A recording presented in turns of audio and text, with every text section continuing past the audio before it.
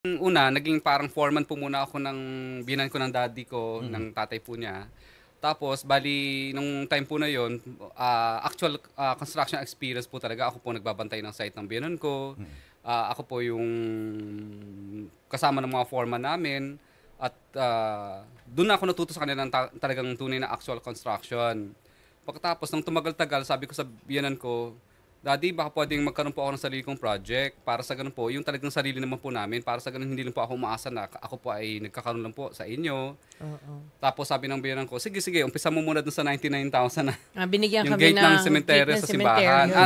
Ng barracks po. Gate lang gate. Yes, 99,000. Yung price ng project, yes. Pinapagawa yung gate sa inyo? Yes, yung front and back. So, ginawa naman namin, medyo takot pa kami kasi wala kami talagang experience sa construction. So, natatakot kami baka magkamali or pangit yung gawa namin. Kaya talagang pinulido namin yung gawa.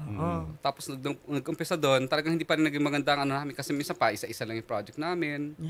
Tapos, hanggang sa dumating yung point na sabi namin parang walang nangyayari kaya nagtayo kami ng tahian.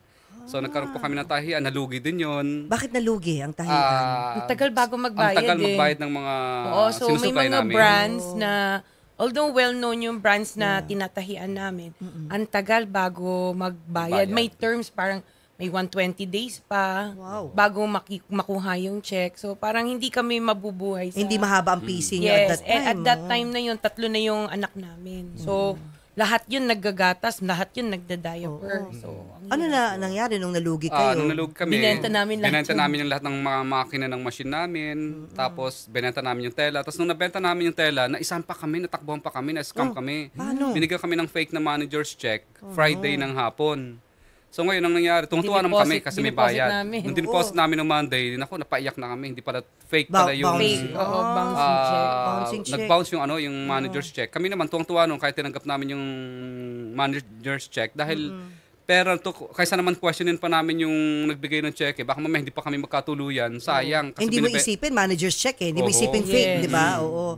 Mga magkano ang umabot din yata ng kalahating milyon yon. Parang isa sa mga huling pera na namin yun. Na hinihintay masingil. Oo. So, hindi nyo nakuha yun?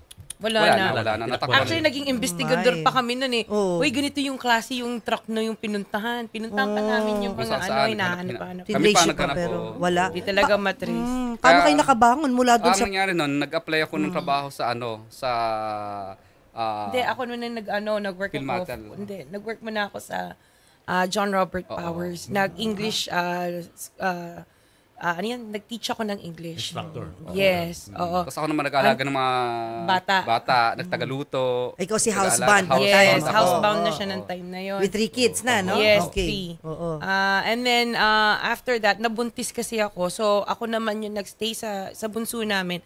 Ako naman nagstay sa bahay. Ako naman nag-work. Siya naman yung sa nag-work. Phil Metal. Tapos, nagtitinda ako ng mga yero, bubong. Ang una kong tinitindahan, yung mga taga-City Hall ng mga contractor. Sabi ko, bili na kayo. Ang hirap talaga, grabe. Ba, natatanggihan ka?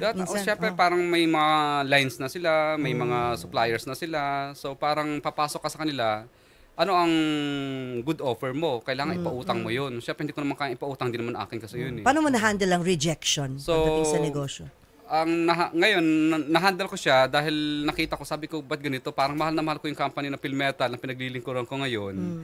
Talagang ganun na lang pakikipaglabang ko, yung pagtitinda ko ng mga yero nila at saka steel decking.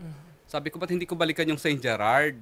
Sabi ko, minamahal ko yung ibang company, balikan ko kaya at mahalin ko yung sarili kong company na iniwanan namin na St. Gerard. Kasi nung mga time na yun po, ang St. Gerard, ibinibenta na namin. Itong St. Gerard, ito yung ginamit nyo sa paggawa ng gate, yung kumpanya niya. Opo. Binibenta ko yung license ng St. Gerard. Sabi ko, nilako ko pa yun sa mga taga City Hall. Sabi ko pa doon sa isang engineer ng City Hall, Boss, bilhin mo na lang po yung St. Gerard, kahit 1 million, 2 million, para makaalis. Kasi gusto ko nang mag-abroad na lang. Dahil, ang hirap ang hirap dito sa Pilipinas. Mag-UK ako, caregiver ako sa UK. Kaya nag-aral ako ng training ba ng caregiver na ilang buwan lang. Para magkaroon lang magkaroon lang ng certificate. Pero nangyari, nag-apply ako sa UK, papuntang UK, na blacklist pa ako. Dahil? Dahil nakatatlong apply na raw ako. Unang application ko, yung siya Fiancé. ay fiancé. Hindi ko sinabi doon na may... Ay, hindi, ano ko pala yung tourist. hindi ko sinabi doon na may kakilala akong babae Kasi nandun doon. ako at that time eh. Oo. Nalaman. Nalaman nila Na-deny na. siya ng first. Deny. Oo, Kasi- na-deny. As tourist. As tourist, O, kasi okay. wala naman siyang pupuntahan doon. Baka Saka hindi sapat yung Oo. pera ko. Okay. Parang ayaw nila maniwala na TNT ka. paano TNT ka ka. magtuturist dito eh. Mukhang hindi pa yata sapat yung pera mo para sa pamasahe. Parang ganon. Oo. And then you tried the Tapos second time? Second time naman, nag-try ako. After a year. Pinakita ko Nanganak doon na na ako. may fiancé naman ako doon. Okay. Ngayon, sabi nila, deception yan. Kasi noong una, sabi mo, wala kang kilala dito. Magtuturist ka lang. Pangalawa, ngayon, biglang sabi mo, may kilala ka pala doon. Oo. At magiging fiancé mo na. Oo. So, denied na naman. Ibig sabihin, nagsinungaling ka ng first. Kaya yung parang pinakahuling application ko doon, na-blacklist na ako Ayun ng tuluyan. For 10 years. Sa 10 taon na Why? blacklisting, dahil noong una, sabi nila, sandali, paano ka babalik doon? Samantalang yung pamilya mo, nandito na sa UK, sa Pilipinas. Pilipinas. Oo, So, blacklisted na naman ako. Kaya nung parang nawalan kami nawala na, parang nagsarado naman lahat ng pintuan para sa amin sa lahat ng klase ng opportunity na parang hindi na ako makakapunta sa UK para mag-work doon. Yeah. So, nangyari, talagang hindi na rin nabenta yung license namin. Pagkatapos, ang ginawa ko na lang, minahal ko na lang yung license na naghanap kami ng mga project hanggang dun. Nagkaroon kami ng projects pa rin sa Hop! local. Ayan na. Hop, hop. Yeah. Siguro pahapyaw lang.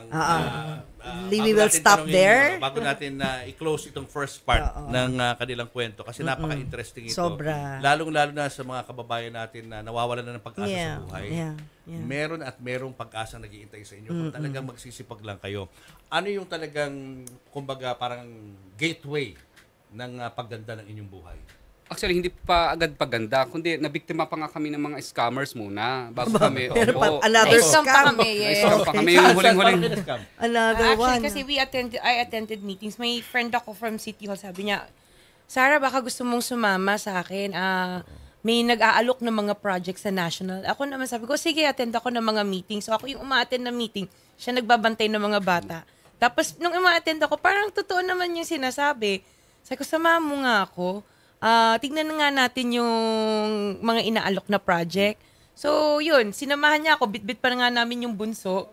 Tapos, anong tawag dito? Namimili kami ng mga projects. Only to find out, those projects pala, nagawa na, sinisingil na nung contractor, and nakapaglabas kami ng pera. Gano'ng kalaki? Malit lang naman. Hindi naman ganun kalaki. Pero pa sa amin, yung panahon na yun, ay talagang sobrang napakalaki na nun Yes. po. Kasi, katumbas na ng bahay po namin yun, na isinanla lang namin. Sinanla Nahuling pera pa. na namin. Million din. Hanggang tuluyan na namin naibenta yung property na yun kasi maiilit ng bangko. Dahil wala na kami pambayad eh. Kaya nangyari, kaysa naman mailit ng bangko, Yeah.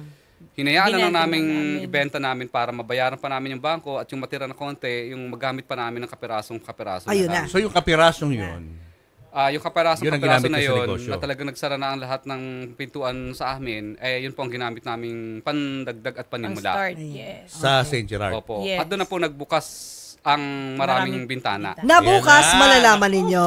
Pipiliin Kasi namin para tayo kayo. may serye dito, dahil ang ganda nga na storya ng Oo, mag-asawang ganda ng kwento ito. na ito, no? Sobra. Kaya sa mga mag-asawa din na nanonood, na sinusubo kayo ng panahon at Panginoon sa mga pinagdaraanan yung hirap sa buhay, parang wala ng pag-asa. Bukas malalaman nyo kung bakit ikukwento nila na may pag-asa pa.